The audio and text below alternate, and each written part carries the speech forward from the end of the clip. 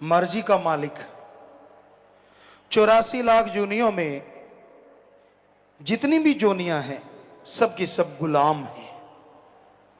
सिर्फ एक जोनी को छोड़ के बाकी सब अपने किए कर्मों का फल भोगती हैं या काल चक्कर में फंस के काल के भयानक कर्मों को भोगती रहती हैं। एकमात्र जोनी ऐसी है जो काल के जाल को तोड़ सकती है। वो जोनी प्रभु ने, अल्लाह वाहिगुरु राम ने खुद बनवाई और वो जोनी है मनुष्य की जून, मानस की जून। कहते हैं जब सारी जोनियां बन गई तो रूहें वापस नहीं आई, मस्त हो गई। फिर काल ने वचन ले लिया कि जैसे ये मस्त हैं ऐसे ही रहें।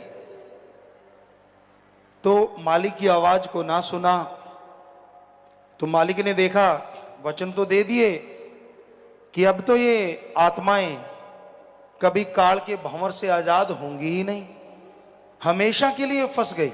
तो परमपिता परमात्मा ने काल से फिर मनुष्य शरीर बनाया।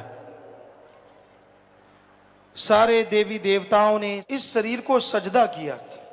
उन देवी देवताओं ने भगवान से पूछा कि हम इसको सजदा क्यों करें, ये भी तो शरीर है, बाकी भी शरीर हैं। तो भगवान ने, अल्लाह राम ने तब कहा कि इस शरीर में जो भी आत्मा मृत्युलोक में मेरी भक्ति इबादत करेगी, मेरा नाम जपेगी, उसे मैं मृत्युलोक में दर्श दीदार जरूर दूंगा और उस आत्मा को आवागमन से आजाद करवा दूंगा। बाकी की जोनियां सब की सब गुलाम, किसी को अधिकार नहीं कि वो राम का नाम ले सकें, उस ओंकार की भक्ति इबादत कर सकें। सिर्फ मनुष्य जोनी को मालिक ने यह अधिकार दे दिया। तो ये अधिकार मिल गए। सब देवी देवताओं ने सजदा नमस्कार किया और इस बारे में कबीर साहब जी की वाणी भी पुष्टि करती है कि गुर सेवा ते भक्त कमाई तब यह मानस दे ही पाई। गुरु की सेवा, गुरु अपनी सेवा नहीं करवाता। गो का मतलब अंधकार, रू का मतलब प्रकाश। जो अज्ञानता रूपी अंधकार में ज्ञान रूपी दीपक जला दे वो सच्चा गुरु। गुरु की सेवा कौन सी होती है? सृष्टि की सेवा। गुरु जो कहे वो सेवा करो। प्यासे को पानी पिलाओ, भूखे को खाना खिलाओ, अंगहीन अपंग लाचार का इलाज करवाओ, तड़फते हुओं को सहारा दो, दीन दुखियों की मदद करो और सबका भला मांगो। ये गुरु कहता है। तो गुरु सेवा ते भक्त कमाई, और गुरु जो कहे वो भक्ति करो। कौन सी भक्ति? उस ओंकार का नाम जपो। वो मूल मंत्र देते हैं, गुरु मंत्र देते हैं, मेथड ऑफ मेडिटेशन। सिख धर्म में नाम शब्द, वो शब्द देते हैं जिसका अभ्यास करने से सारे देवी देवता भी खुश होते हैं और उस ओंकार सुप्रीम पावर अल्लाह वाहिगुरु के दर्श दीदार भी हो सकते हैं। तो गुरु वो भक्ति करने की प्रेरणा देते हैं, गुरु अपनी भक्ति नहीं करवाते। एक सोप ने 7 दिन में मेरी टैनिंग का ये हाल से ये हाल कर दिया। भाई ये है घर सोप का मैजिक सोप, जिसने मेरी सालों की टैनिंग को ना 7 दिन में यूं गायब कर दिया। इस सोप के अंदर वो तो उस परम पिता परमात्मा के लिए आते हैं, उसकी भक्ति की प्रेरणा देते हैं कि उसकी भक्ति करो, उसका नाम जपो। और जो वचन सुन लेते हैं संत पीर फकीरों के, गुर सेवा ते भक्त कमाई तब यह मानस दे ही पाए। इसलिए ये मनुष्य जन्म मिला है। इस देही को सिमरह दे। इस शरीर के लिए देवी देवता सुमरन करते हैं, क्योंकि उनको भी पता है आवागमन से अगर मुक्ति हो सकती है तो मनुष्य के शरीर में आके, चाहे कोई देवी देवता बना फिरता रहे, आवागमन से मोक्ष मुक्ति सिर्फ मनुष्य के शरीर में संभव है। ये धर्मों में, रूहानियत में बताया गया है। तो इस देही को सिमरै देव, सो देही बजहर की सेव, भजो गोविंद भूल मत जाहो, मानस जन्म का ही लाहो। भाई इस शरीर के लिए देवी देव सुमरन करते हैं, भक्ति करते हैं, इबादत करते हैं कि हे परमात्मा हमें भी मनुष्य शरीर दे। और हे मनुष्य तू उनको जाप करता है कि तू आके मेरे काज सवार, वो कहते हमें मनुष्य शरीर मिले। वो तो सुमरन करते हैं, तुझे तो ये शरीर मिल गया है, तो इसमें उस मालिक का नाम जपो, भजो गोविंद भूल मत जाहो। गोविंद जो दोनों जहां का मालिक है, वो ओंकार, एक ओंकार, वो अल्लाह का नूरे जलाल, वो सुप्रीम पावर, उसका नाम जपो, भूलो नहीं, वही मुक्ति का दाता है। भजो गोविंद भूल मत जाहो, मानस जन्म का यही लाहो। मनुष्य शरीर का सबसे बड़ा लाभ यही है कि जीते जी गम, चिंता, टेंशन, परेशानी, बीमारियों से आजादी मिल जाए और मरणोपरांत जन्म मरण से मुक्ति मिल जाए। तो ये मालिक के नाम के द्वारा संभव है, ना पैसे से, ना दिखावे से, ना ढोंग पखंड करने से, ना किसी और तरीके से मालिक खुश होता है। जब तक दिल का शीशा साफ नहीं होता उसकी तस्वीर प्रकट नहीं होती, चाहे जितना मर्जी जोर लगा लो। लोग वाह वाह कहेंगे, वाह जी वाह, वाह जी वाह, लेकिन लोगों की मान बढ़ाई सारी एक तरफ और अल्लाह वाहिगुरु राम एक तरफ। वो इन चीजों में नहीं मिलता। उसको पाने के लिए दिलो दिमाग में से बुराइयां साफ करनी होंगी, अपनी खुदी को मिटाना होगा। चाखा चाहे प्रेम रस, राखा चाहे मान, एक म्यान में दो खड़ग, देखा सुना न कान। चाखा चाहे प्रेम रस, मालिक के प्यार को पाना चाहता है, और दूसरी तरफ मान बढ़ाई वावा का भूखा है। दोनों चीजें एक म्यान में नहीं रहती। जैसे एक म्यान में दो तलवार, कबीर जी कहते ना तो देखा ना सुना, उसी तरह एक शरीर में झूठी मान बढ़ाई और अल्लाह वाहिगुरु राम का प्यार इकट्ठे नहीं रहते।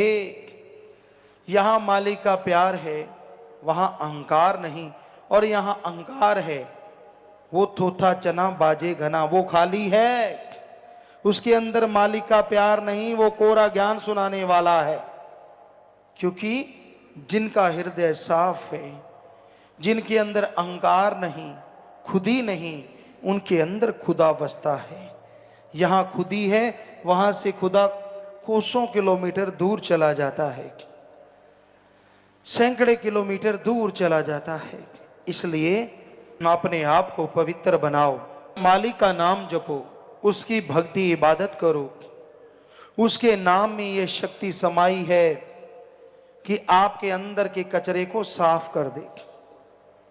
जैसे जमींदार भाई हैं, कपास, नरमा, जो भी फसल बोते हैं, अगर सही टाइम पे संभाल करें तो फसल फलती फूलती है।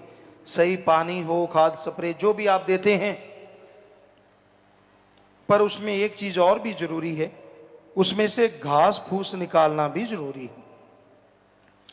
जिस जमींदार के खेत में घास फूस ज्यादा बढ़ जाता है और वो आलस करता है, आज नहीं यार कल निकालेंगे, कल नहीं यार परसों निकालेंगे, उसको ये नहीं मालूम कि जो ताकत तेरी नरमे के पौधों ने, कपास के पौधों ने लेनी है, वो तो घास फूस खींचते जा रहे हैं। कहां से फसल फलेगी, कहां से हरा गहरा हरा रंग आएगा, वो तो बेचारे पीले कुमला जाएंगे। अगर कोई सही टाइम पे घास फूस निकालता है और सही टाइम पे फसल की कीड़ों से, बीमारियों से रोकथाम करता है, तो फसल भी कई गुना वफा करती है। आपके शरीर को भी जरूरत है अंदर से घास फूस निकालने की। आपके शरीर में काम, वासना, क्रोध, लोभ, मोह, अहंकार, मन माया रूपी घास फूस बढ़ता ही जा रहा है। ये बीमारियां आपकी आत्मा को चहुं तरफ से घेरे बैठी हैं। आलस ना करो यार, कल करूंगा, परसों करूंगा। आपकी आत्मा को निचोड़ के रख देंगी ये बीमारियां। इसलिए संभाल करनी है। अंदर का ये घास फूस बीमारियां निकालने के लिए एकमात्र स्प्रे, एकमात्र उपाय राम नाम की दवा का छिड़काव है। जीभा से राम नाम जपो, ख्यालों से राम नाम जपो, ये सारी बीमारियां खत्म हो जाएंगी और आपकी आत्मा महक उठेगी और मालिक के दर्श दीदार से अंदर बाहर से माला माल होते जाओगे। समय पे संभाल जरूरी है। जब समय चला जाता है, पीछे पश्चाताप करने से कुछ हासिल नहीं होता। आयु बीती जात है, हरि से क्यों ना हेत। समय बीत रहा है, जो सेकंड, जो मिनट, जो घंटा, दिन, महीना, साल आपकी जिंदगी का गुजर गया, समझो आप छोटे हो गए, आप मौत के और नजदीक हो गए। तो ये समय गुजर रहा है, पर आप मालिक से प्रीत करना ही नहीं चाहते। रसों कसों में फंसे हुए हो, कोई काम वासना में। काम वासना मतलब विषय विकार, सारा दिन सेक्सुअल रिलेशन का कीड़ा दिमाग को काटता रहता है। और आदमी ना माँ देखता है, ना बहन, ना बेटी, ना बाप, ना दादी, ना पोता, ना कोई रिश्ता इस कलयुग में बचा है तो अच्छे संस्कार की वजह से, वरना खत्म होता जा रहा है। काम वासना की आंधी ऐसी चढ़ी हुई है प्यारी साध संगत जी। बड़े बड़े त्यागी, बड़े बड़े तपस्वी भी इसमें उलझे हुए हैं। बुरा हाल है, कुदरत के असूल के उल्ट चल रहे हैं और दिनों दिन परिवार और खुद यूं होते जा रहे हैं। अंदर से, बाहर से मांस के लोथड़े हैं तो क्या हुआ, बेचैनियां हैं अंदर। दिखने में भक्त नजर आते हैं, हाव भाव सारे भक्तों वाले हैं और कर्म सारे राक्षसों वाले हैं। कहां से घर परिवार में बाधा हो, कहां से खुद को भगवान के नूरी स्वरूप तो दूर, साधारण स्वरूप के भी दर्शन हो, कहां से। तो ये बीमारी भी हमारे समाज को खोखला कर रही है। काम वासना की आंधी है ये। पशुओं से इंसान इतना गिर गया है। पशु भी तब विषय विकार में पड़ते हैं जब उन्होंने बच्चा औलाद लेना होता है, कुदरत के नियम को पूरा करना होता है। पर आदमी पशु से गिर गया है, इसको कोई लेना देना नहीं इन चीजों से। तो भाई ये एक बीमारी, महाबीमारी बनती जा रही है। कहीं भी देख लो, किधर भी देख लो, इस बीमारी से जब हम निगाह घुमाते हैं, कोई कोई बचा नजर आता है। वो भी जिसके अच्छे संस्कार हैं, सतगुरु अल्लाह मालिक से बेहद प्यार है। अदरवाइज तक कमरा बंद कर करके सतगुरु के वचनों की धज्जियां उड़ाते हुए ऐसे कर्म करते नजर आते हैं और पल पल उनको भोगना होगा। अगर वो ना चेते, अगर वो ना जागे, तो फिर ऐसे चिल्लाएंगे कि दुनिया जागेगी, उनको पता चलेगा ये बीमारी के घर हैं। तो भाई ये चल रहा है। दूसरा मीडिया, इंटरनेट वगैरह है, और लगाया तो वो गया अच्छे के लिए। बच्चों की अच्छी शिक्षा हो, अच्छी पढ़ाई हो, बच्चे उससे नॉलेज लें, बहुत अच्छी बात है, कोई उसमें गलत नहीं है ये चीजें। अगर ये तो स्वस्थ है, बच्चे तो बेचारे ये स्वस्थता उठा रहे हैं, लेकिन उनके जो हेड हैं वो इससे दुरुपयोग में लगे हुए हैं। दिन रात गलत कार्य उसको लगा हुआ है, उसमें सब कुछ गलत चलता है, बुरा चलता है, और उसको देख देख के दिन रात बुराइयों में डूबे हैं। दिन रात अपनी बेड़ी पे बट्टे नहीं डाल रहे, अपनी बेड़ी को फाड़ रहे हैं कि जल्दी से डूब जाए, ज्यादा टाइम क्यों लग रहा है। ये भी एक बीमारी है जो फैलती जा रही है, बढ़ती जा रही है, जो आदमी के दिमाग को मालिक की तरफ नहीं लगने देती बल्कि गलत तरफ। और फिर जब कर्मों की मार पड़ती है, क्या बताएं, किस किस को कहें। हमाम में सब नंगे हैं। हमाम कहते हैं स्नान घर को, और उसमें कोई कपड़े पाके तो नहाता नहीं। एक आधा कोई बुद्धू होगा जो कपड़े समेत नहा लेता होगा, वरना तो कपड़े उतारने ही पड़ते हैं। तो हमाम में सब नंगे हैं, समझदार को इशारा काफी है। काम वासना से कोई बिरला ही बचा है, सब डंगे हुए हैं। सुमरण करे, मालिक पे दृढ़ विश्वास रखे, तो बचाव हो जाए तो हो जाए भाई, वरना तो हम उस मालिक और सतगुरु के अलावा मानते नहीं कोई इससे बच जाए। बुरा हाल है समाज का। फिर है क्रोध।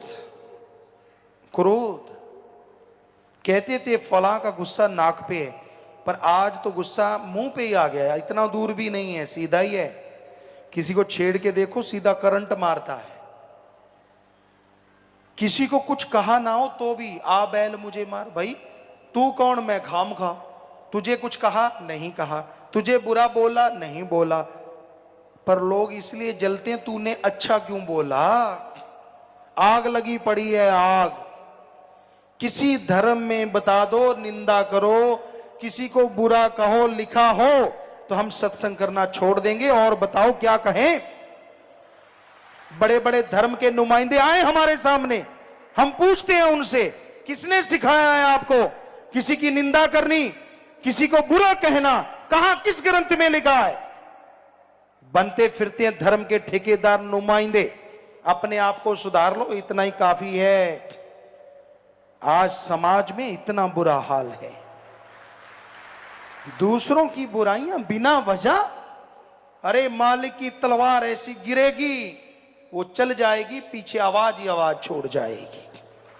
डरो उसकी तलवार से। कोई अच्छा करता है, अच्छा बोलता है, अच्छा कहता है, अच्छे कर्म करवाता है, आपको चलूने क्यों लड़ते हैं। क्या बीमारी है आपको। कर्म अच्छे करने तो खुद करो, दूसरे को करने से मत रोको। ये कलयुग, ये घड़ा पापों से भरता जा रहा है, खास करके ऐसे लोगों का ही जो दूसरों की निंदा करते हैं, क्योंकि किसी धर्म में लिखा ही नहीं है। गुरु सहवानों के पवित्र गुरबाणी में तो, क्योंकि हमने पढ़ी है पूरी की पूरी, बहुत बार पढ़ी है, इतने पेज भरे हैं पर निंदा के पाप के कि पढ़ पढ़ के आदमी सोचे यार इसको पढ़ के निंदा कर ही नहीं सकता आदमी। पढ़ के देखो, निंदा भली किसी की नाही, मनमुख मुग्ध करन, मुंह काले तिन निंदका, नरके को और पवन। मनमुख वो गुरु का तो है ही नहीं। गुरु सहवानों की वाणी कह रही है, उसके ऊपर गुरु की तो कोई कृपा है ही नहीं जो निंदा करता है। मनमुख है वो, मनमुख। मुग्ध महामूर्ख है। मुग्ध का मतलब मूर्ख, महामूर्ख।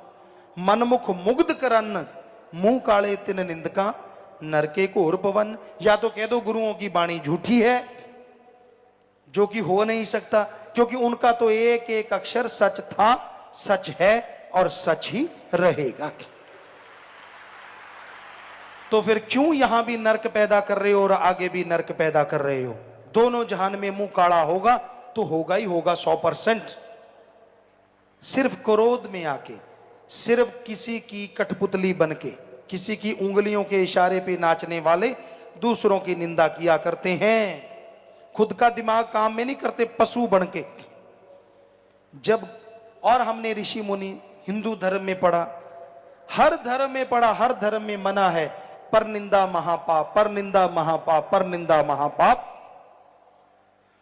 तो किसी का बुरा नहीं कहना चाहिए प्यारी सा संगजियो। अपनी अंदर की बुराइयां साफ करनी चाहिए। अंदर की बुराइयां साफ करने में टाइम लगा दो, वही बड़ी बात है। किसी की बुराइयां गाते हो, वो बुराइयां आपके अंदर आ जाती हैं। इसलिए किसी दूसरे को देख के जला भुना ना करो, ऐसे क्रोध ना किया करो। फिर है लोभ लालच। ये लोभ लालच ही तो सब कुछ करवाता है। लोभ है सर्व पाप का बाप। यहां लोभ लालच आ गया, बाकी के पाप अपने आप जुड़ते चले जाते हैं, अपने आप बनते चले जाते हैं। तो लोभ लालच बुरी बला है। इससे बेटा बाप को मारता है, भाई भाई में,